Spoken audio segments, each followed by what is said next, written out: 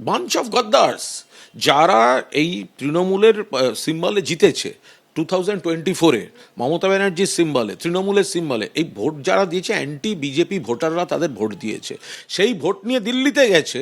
আর আজকে মমতা ব্যানার্জি ঘটনাচক্রে মুখ্যমন্ত্রী নেই বলে তারা বিজেপির কাছে চলে যাবে। তারা তৃণমূল থেকে জিতে বিজেপির সঙ্গে মিটিং করে বলছে এনসিপিআইতে যাবো। আর এনসিপিআই কি, এটা বিজেপির একটা দোকান খুলে দিয়েছে ওদের। আবার এখন শোনা যাচ্ছে বিজেপির সঙ্গেই বসা, এনডিএকে সাপোর্ট করছে, নরেন্দ্র মোদীকে সাপোর্ট করতে যাচ্ছে। এটা শুধু তৃণমূল কংগ্রেস বা মমতা ব্যানার্জির সঙ্গে বিশ্বাসঘাতকতা নয়, একজন ভোটার যারা অ্যান্টি ভাজপা ভোট দিয়ে এই 20 জনকে পাঠিয়েছে তাদের সঙ্গে বিশ্বাসঘাতকতা, ব্যক্তিগত ধান্দায় এরা জিতেছে অ্যান্টি বিজেপি ভোটে।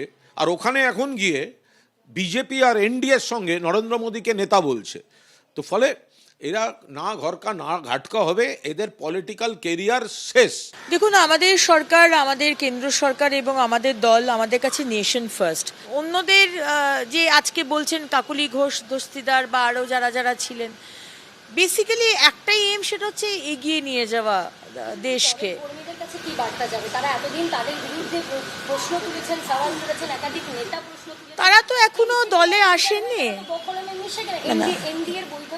বৈঠকে যাওয়া মানেই তো দলের মধ্যে আসেননি এখনো। কিন্তু দলের মধ্যে যদি কোনোদিন আসেনও, আমি যে কার্যকর্তা হয়ে সব জেনে গেছি এটা কিন্তু ভাবার কোনো কারণ নেই। আজকে কিছু বিষয় আছেন যেটা আমার দলের শীর্ষ নেতৃত্বের মনে হচ্ছেন যে তারা দলে যদি আসেন তাহলে দেশের ভালো হবে, আমাদের দলের ভালো হবে। তো সেইটা হিসেবে হয়তো তারা এখনো তো তারা আসেননি, হতে পারে, হ্যাঁ খারাপ লাগতেই পারে। আজকে কাকলি ঘোষরা আমাকে পার্সোনাল অ্যাটাক করেছেন দুটি লাইভ প্রোগ্রামে, কিন্তু আবার বলবো দেশ সর্বপ্রথম এবং শীর্ষ নেতৃত্বের ডিসিশন সর্বপ্রথম। সব বিষয়ে নাক গলিয়ে নিজের মতামত দিয়ে অন্তত এটা কিন্তু আমাদের দলে চলে না। Discipline is a must.